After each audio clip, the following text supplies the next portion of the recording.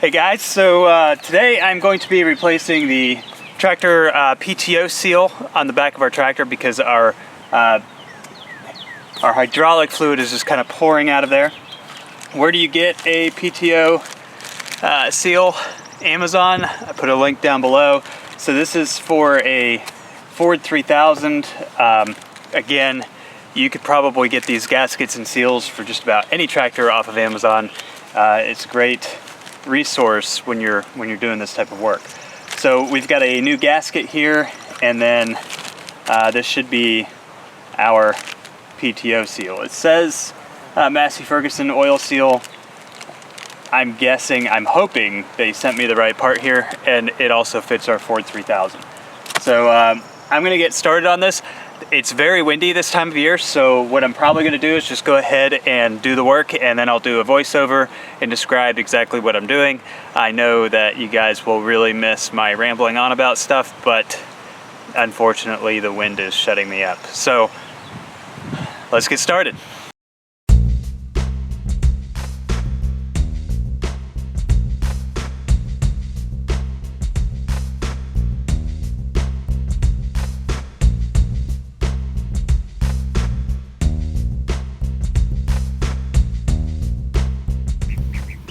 Okay, so to get started on this project, you need to locate your drain plugs, which are underneath the tractor.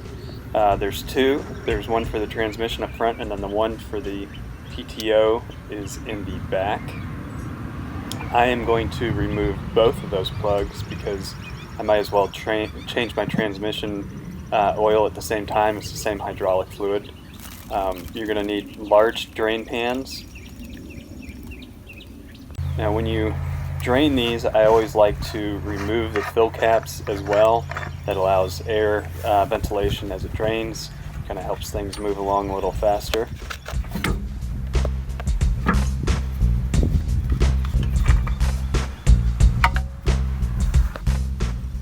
And then I used a 17mm wrench to remove the plugs.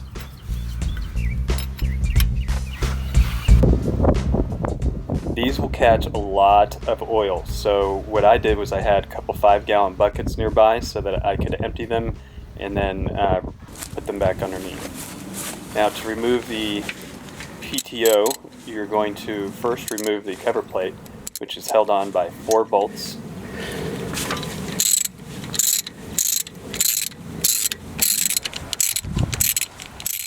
It's pretty easy if you've ever removed a bolt before.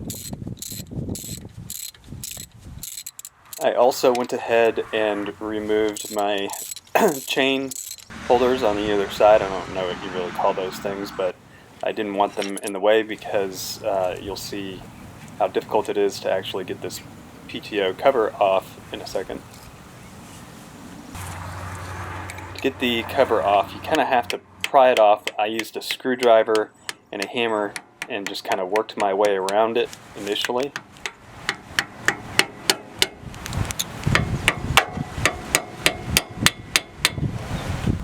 Then I tried prying it a little bit with the screwdriver.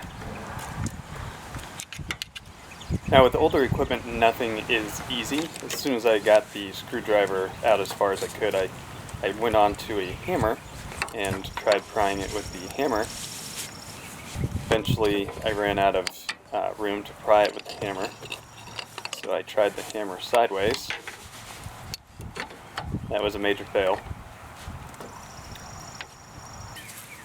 What I ended up doing was taking an old yoke and attaching it to the PTO shaft, and then I rigged up a come-along to the yoke and attached the come-along to an attachment that was on the back of the tractor and just slowly cranked it out, because that PTO shaft has a tapered spline that goes into the gearbox inside the tractor. So it's very similar to trying to get your blades off of a rotary mower.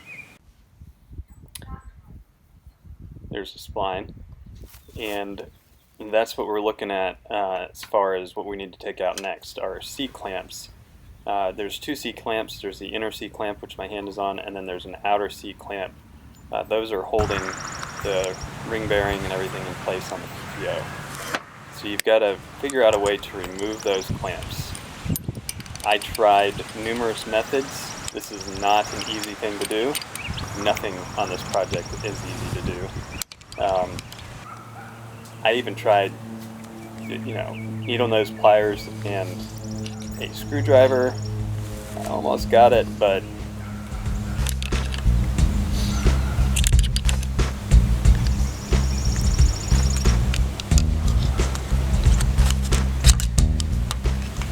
anyway, I tried. So I cheated on this part. I went down to a local mechanic and had him remove the seat clamps. He had flat nose, needle nose pliers with grips on the outside, which made this so much easier. Posting a link to these type of pliers down below because they make your life a lot easier. Removing that piece from the PTO shaft was a lot easier than I expected after the seat clamps were removed. And then you basically, the seal will stay in there, so you have to remove that older seal. What I did to get out that older seal was I took my screwdriver without a bit in the screwdriver, so it was just a blunt surface, and I tapped it through with a rubber mallet. Always use rubber mallets for these things. Don't use a hard hammer. You could damage your equipment. And that knocked through fairly easily as well. Do not expect everything in this project to be easy. Make sure you clean this out as good as possible. I don't know what this is called, so I'm calling it a this, but you want to make sure it's clean. And then pull out your new PTO seal. I like to match up the PTO seals to make sure that they are the same size and that the new seal is actually going to work.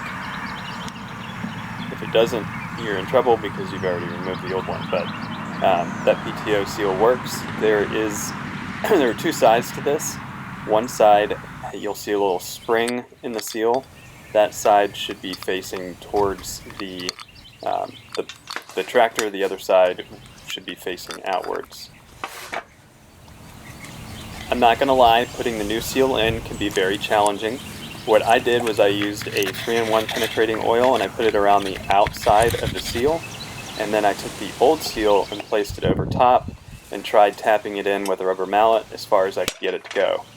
As you work this seal into place, make sure you do it evenly and you're not putting more force on one side or the other.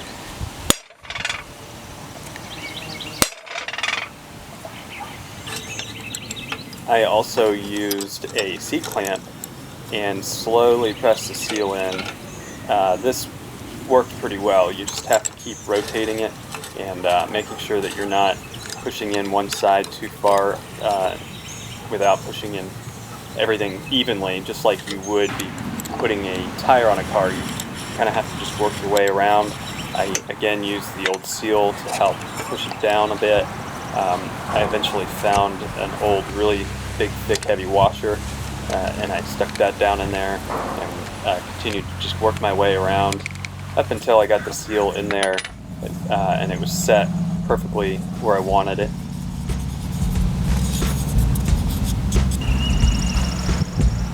And then you just have to kind of put this thing back together again. The C-clamps are going to be a challenge putting back on. The outer one's pretty easy. You can just do that one with a screwdriver. You can take it off with a screwdriver, put it on with a screwdriver. And the inner one is a challenge unless you have those mechanics pliers. So I'd definitely suggest, if you're going to do this job, to have a good set of multifunctional mechanic pliers. Then you put the new gasket on. This kit comes with a new gasket. It's a paper gasket. I'm not a huge fan of paper gaskets, but they work. Now before you put the PTO shaft back into the gearbox, make sure that you completely clean it off so there's no debris on it. And then you're just going to slide it back into place. Let's take a look at what we're sliding into here. There is a hole in the back of the gearbox that has the splined entry for your PTO shaft. It's a very deep, long hole that goes all the way up to the transmission and clutch. So you're going to kind of slide it in. Once you find that hole, it slides pretty easily. And then I like to turn it around and kind of push it in until I can feel it catching on the gears. I have the clutch disengaged, so as I turn it with my hands, I can actually feel the gears of the tractor moving, and that's how I know I've got everything lined up correctly. And then I just tapped it in with a rubber mallet. Again, this is a tapered spline, so you're not going to be able to push that by hand.